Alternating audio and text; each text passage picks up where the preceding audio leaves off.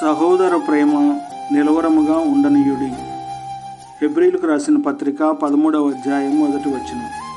మీరు క్షయబీజము నుండి కాక శాశ్వతమగు జీవము గల దేవుని వాక్య మూలముగా అక్షయ బీజము నుండి పుట్టింపబడిన వారు కనుక నిష్కపటమైన సహోదర ప్రేమ కలుగునట్లు మీరు సత్యమునకు విధేయులవుట చేత మీ మనసులను పవిత్రపరుచుకున్న వారై ఉండి ఒకనినొకడు హృదయపూర్వకంగాను మికటముగాను ప్రేమించుడి.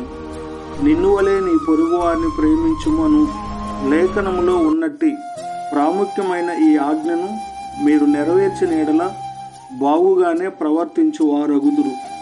దేవుని ఎదుట మీ హృదయములను పరిశుద్ధత విషయమై మీరు ఒకని ఎడల ఒకడును మనుషులందరి ఎడలను ప్రేమలో అభివృద్ధి పొంది వర్ధిల్లునట్లు ప్రభు దయచేయునుగాక. ఆమేన్.